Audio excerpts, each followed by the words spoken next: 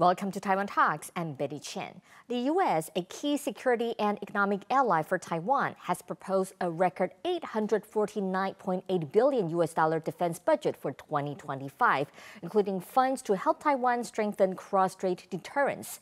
Vice President Lai Ching-te discussed maintaining peace in the Taiwan Strait with Bonnie Glaser, focusing on future stability, especially ahead of Taiwan's presidential inauguration on May 20th.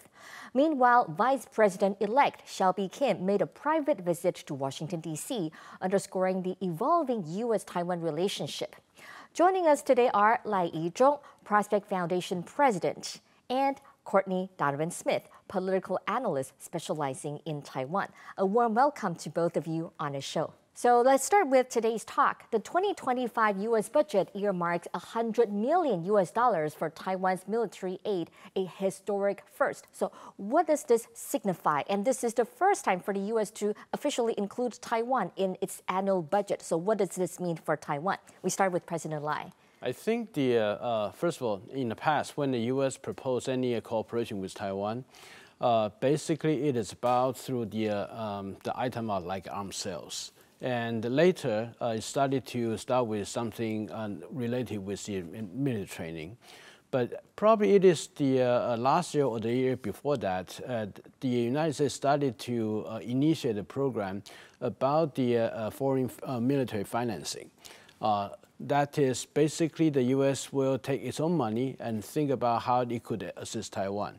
But rarely does the State Department really come out with a budget, a special item that specified that is for Taiwan. Mm-hmm. So in terms of historical first, this is definitely the one. And of course, if we look at the amount of money, it does not sound to be very impressive. But though I think that by having a specialized item specific for Taiwan, that could also pave the way for the future of any budgeting, where how the allocation of the assistance with Taiwan that will be. So I think that probably will pave the way for the future of the U.S.-Taiwan cooperation through that. So, President Lai, you think that this is definitely a historic first based on the record. Donovan, how do you see this move for Taiwan? Yeah, I mean, I agree with President Lai. It's not so much the amount of money. I think that it's significant symbolically. Since Taiwan severed diplomatic relations, they haven't included Taiwan specifically by name for a budget item. Right. Again, the amount of money is more symbolic, I think. For example, Northrop Grumman has announced that they're going to spend $100 million, the same amount of money per year, in Taiwan annually, working on projects, and that's just a defense company. Robert Zhao, the founder of UMC, he also pledged $100 million to helping defense here in Taiwan as well. So it's not so much the amount of money. Mm-hmm. My suspicion is that this is a little bit of red meat for the people in Congress, because there are people on both sides of the aisle who have been strongly advocating for Taiwan, and I think this is a chance for them to give them something that they want. Mm-hmm. And so politically, I think the administration is signaling to them that now we're including and we're thinking about Taiwan. And there have been some provisions in previous laws about how the State Department needs to report to Congress about progress on certain things related to Taiwan. So I think what this is doing is it's a message to U.S. Congress specifically. Mm-hmm. So you talk about a symbolic meaning. Does it mean that the U.S. is really trying to show its pledge to Taiwan's security? Yes, and I think again, I think very specifically it is signaling to Taiwan that the U.S. is paying attention, and I think that it's signaling to those in Congress who have been strongly supportive and advocating for Taiwan. Mm-hmm. Donovan just said this is the red meat for Congress. Yes. How do you see that? Sure, it definitely has the role about those in order to please or let the Congress know that the United States executive branch is also doing something according to their wishes. But I think that this, although it's $100 million, yes, the amount is not as impressive. But if you look at the U.S.-Taiwan cooperation in the past, it's basically through the arms sale that Taiwan need to pay money in order to get the services or the equipment that we needed from the United States. It is until in the last several years, probably in the last year or the 2 years ago, the United States started to devote some part of its own budget money for the issue about Taiwan. That is directly coming out of the U.S. taxpayers' money, rather than Taiwan pay the bill. So I think this basically goes with the trend line that right now is the United States. It decided also to get from its own budget for the security and the defense issue on Taiwan. So both of you have talked about the symbolic significance of this budget. And since 2023, the U.S. has approved several arms sales to Taiwan exceeding the amount of $100 million. But this time, the State Department has described this amount as a historic investment. And also the timing is very interesting. This is before the May 20th Taiwan's presidential inauguration. So how do you see the timing of this announcement, President Lai? Well, I am not going to put too much into the before the May 20th. Right now, the Vice President Lai, I'm President Lai, so to a certain extent, I still outrank him. You're already president. Yeah, but I would say that the United States at this time is also a signal to China that the issue about Taiwan-U.S. security cooperation is going to be normalized. It's not just as specified or the ad hoc items for between Taiwan and the U.S. Defense Department, but it will become a normalized item in terms of how the State Department allocates resources. And as the State Department just mentioned, that it is an investment. So it also means that it will have the enduring foundation from now on. What's your view on this, Donovan? I completely agree with President Lai on this. I think that this hopefully, as President Lai alluded to, hopefully this is something that will be a regular item going forward, and that we will see this grow in future. But again, I'm agreeing with President Lai here. It's not so much a huge amount of money, and when you consider that Taiwan's defense budget is about $19 billion, that is a significant addition to that. But it's also worth keeping in mind that TSMC's capital expenditures for the coming year are probably going to be around $30 billion, which is bigger than the entire defense budget. So that kind of puts it in perspective. Right.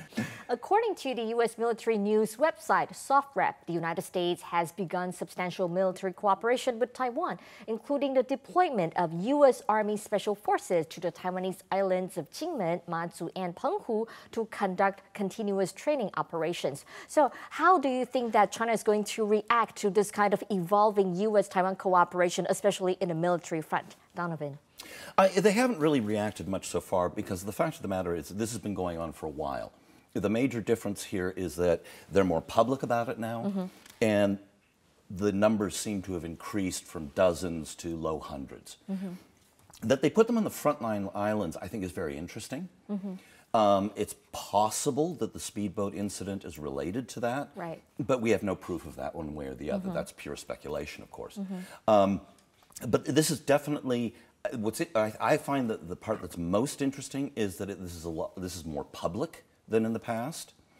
But the fact of the matter is, China hasn't really said or done much about this because, again, this is not something new. This is something that's been going on for quite a while, but it's been quieter, less public, and not as well known. But this time, this is made public, and especially when you said that the special forces are sent to the frontline islands. So what's the difference, and do you think that this move will escalate the tensions with China? First of all, I think that in order to see whether there's escalation, really depends on what Chinese actions. And also in the past that we do read the reports like this about the U.S. Special Operation Forces come to Taiwan to train Taiwanese soldiers. But the news in the past is basically in the main island, Taiwan. So, but this time, what's the difference is that they are talking about the the U.S. Special Operation Forces trainers. They are in the front line in Ching-te, Matsu, and Penghu. And that also means that I believe for the Chinese, should they want to conduct the gray zone operations, find the political coalition against those areas, that's offshore islands. Many military strategists were speculating that China probably would like to seize probably some of those in order to increase the political pressure on Taiwan before they launch the so-called grand invasion against Taiwan. So the news coming out this time specify the location about where they are. Also seems to be a signal to China that you are going to take some islands with a U.S. presence. And should you want to do anything on those, the U.S. will get involved. I think, in my view, that could be interpreted as a potential signal to China that don't do anything stupid. Right. China's 2024 defense budget is 1.6 trillion yuan, up 7.2% from last year and 16.5 times larger than Taiwan's. So what challenges does this pose to Taiwan's defense amid the rising military strength from the other side of the Taiwan Strait? President Lai. Well, I think we had to read it from the Chinese domestic political signal rather than about the cross-strait military balances. Because the amount of the increase of 7.2% is higher than the Chinese announced its own intention for the economic growth rate, which means that the Chinese still place the military and the public security ahead of economic growth. So I think that also indicates the future Chinese economic directions, and probably no one will anticipate that under the Xi Jinping, the Chinese current economic policy will be changed so that the economic outlook continue to be dimmed. So that's the first thing. Second thing is that although the military budget increase seems to be, well, in Taiwan's view, could be intimidating. Right. But for Taiwan, right now the issue is not about how to match against Chinese military budget, but how to best optimize on Taiwan's own defense. Right. So I think the issue about Taiwan defense planning as well as budget right now is very much detached from the announced volume of the Chinese defense budget. Basically, is about how Taiwan will be able to improve its own defense capability from whatever the resources and the budget it has. What's your take on this, Donovan?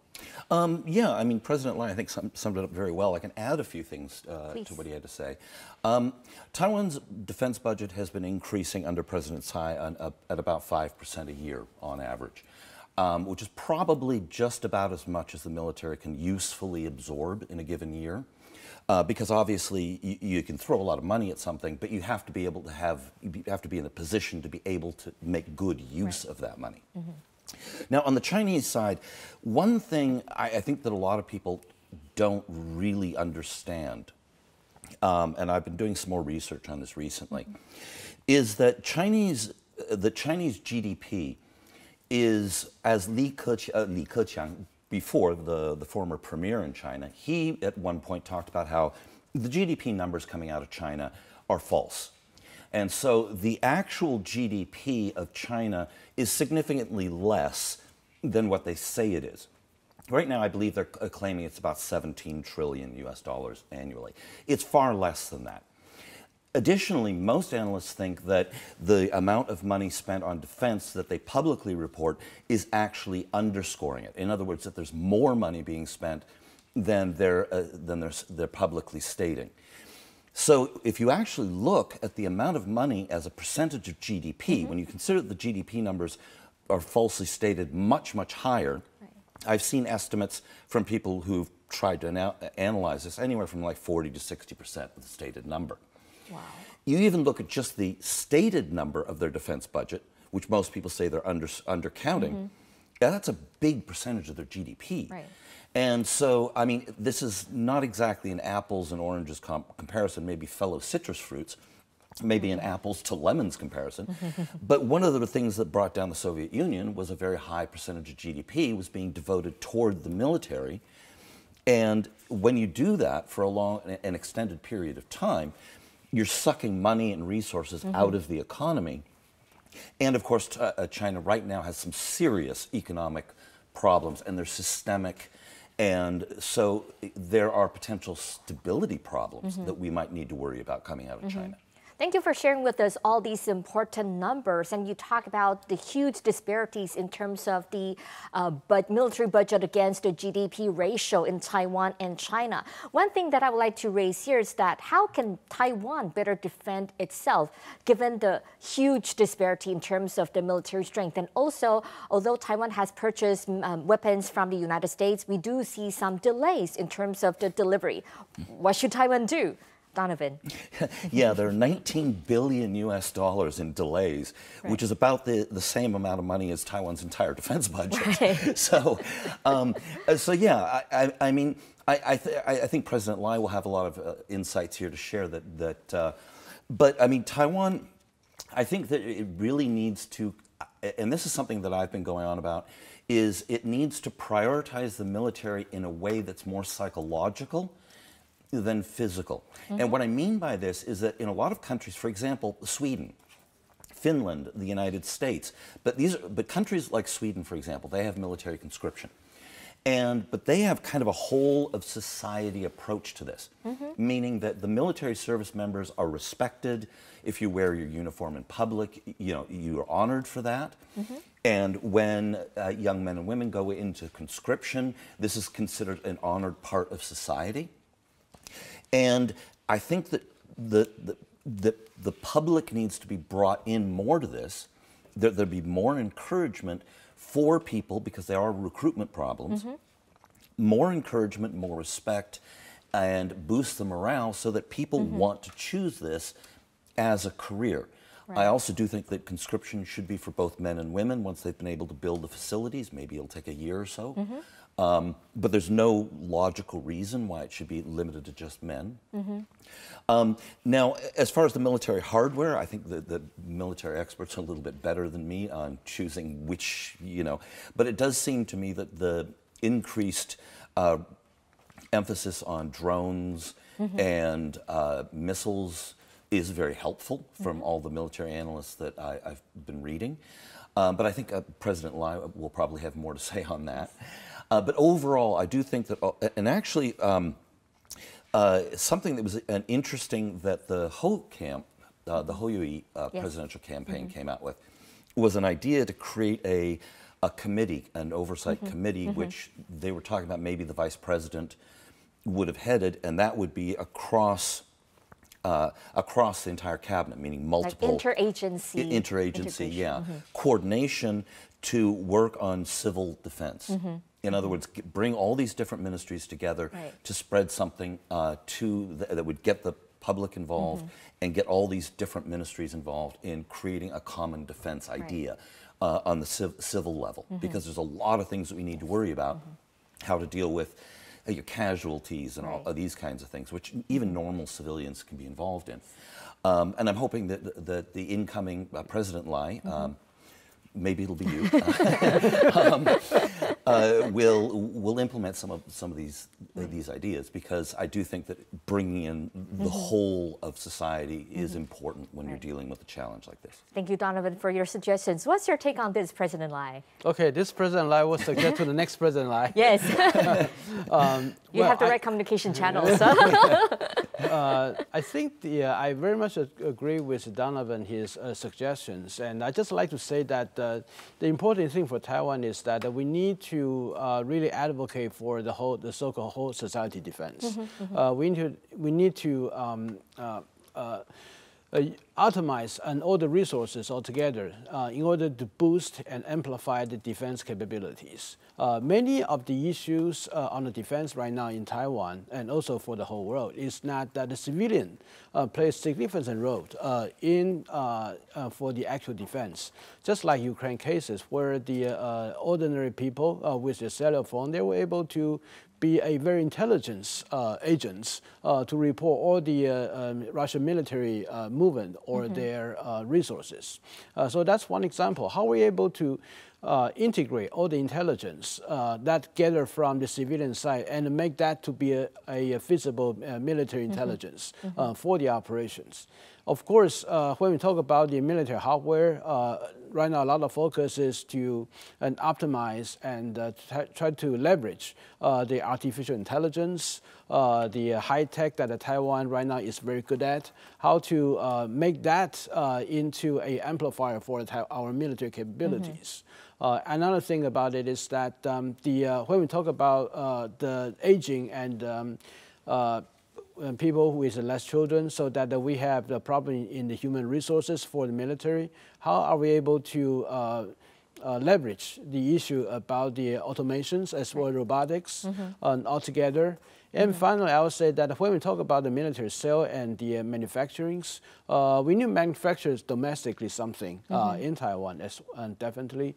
But also we need the United States here, they could actually play a significant role in broadening and diversifying Taiwan's military equipment in resources.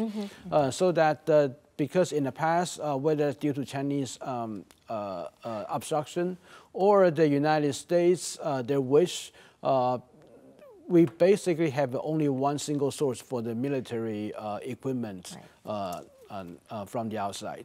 And right now, we probably need to diversify.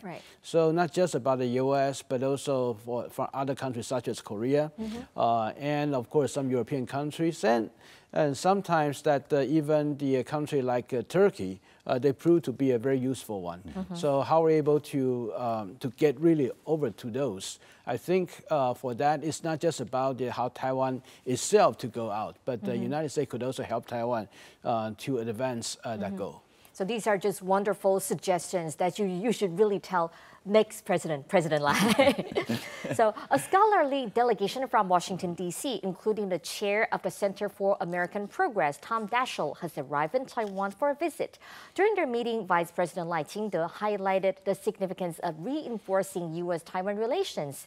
In an interview, Lai stated, 当然，台湾是站在面对中国威胁的第一岛链的关键位置，同时也是美国在印太区域重要的安全跟经济的伙伴国家。 Also, in the same time frame, Vice President-elect Hsiao Bi-khim traveled to the United States. So now let's talk a little bit about the Vice President-elect Hsiao Bi-khim, who just made a very private visit to the United States. What do you think of this timing? And she also kept the trip in a very low-profile manner. So do you think that this is the tacit agreement between her, who used to be Taiwan's former representative to the United States? Does that mean that she has reached this kind of tacit agreement with the United States? First of all, for Bi-khim Hsiao to have a visit to the United States this time, there's a necessity that because last year when she came back for the campaign, she literally just came back with her cats and nothing else. So that there's a need for her really to move her own the personal belongings back to Taiwan. So she need to make the trip. So that's a personal level of the necessity. But of course, trip like this always carry political significance. And there also could be a very important opportunity to establish the communication channel as well between Taiwan and the United States, especially when the Bi-khim Hsiao will become a vice president after May 20th. And I think that trip itself could contribute to those. And with a low-key manner, basically it's just to make all those issues, first of all, to make it less trouble for both Taiwan and the United States. And second, should we really want to do something to advance more substantial development, the low-profile visit also will make it possible. So talking about her visit, and just as what we have saw on a video, a scholarly delegation from the U.S. has been coming to Taiwan. Do you think that this timing is intentional? What do you make of this kind of visit from the United States to Taiwan? Well, I think it's intentional in the sense that I think the United States side, both with Hsiao's the Vice President-elect's visit to Washington and the delegation coming here to Taiwan, I think that both have an element of trying to sound out or feel out how the incoming Lai administration will handle the relationship. Now, obviously, the President-elect campaigned on keeping the same policies and even some of the same team as President Tsai. So I suspect that a lot of this is reassuring, reaffirming the relationship, and and letting each side know what to expect after May 20th. So I think both sides want to have a little bit of communication prior to any change, so that there's no surprises, nothing unexpected, so they know where the relationship is going to go. Right. And also, I think another element is just simply that the president and vice president-elect are going to be super busy in May.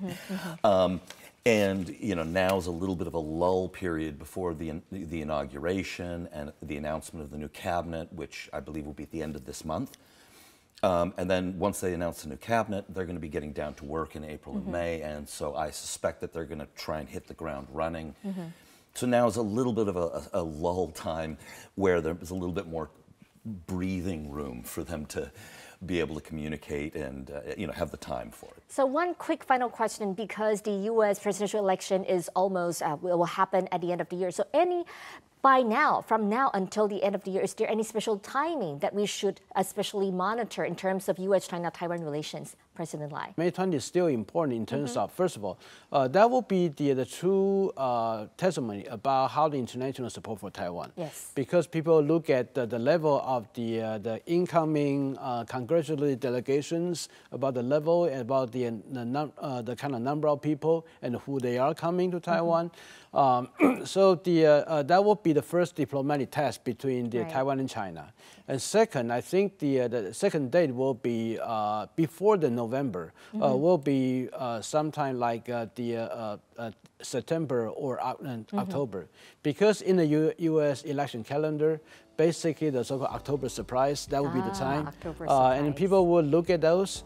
But I think anytime between October and after May, the Taiwan side will watch very closely about the development in the war in Ukraine. Yes, definitely. So what we can do is keep observing what's going to happen.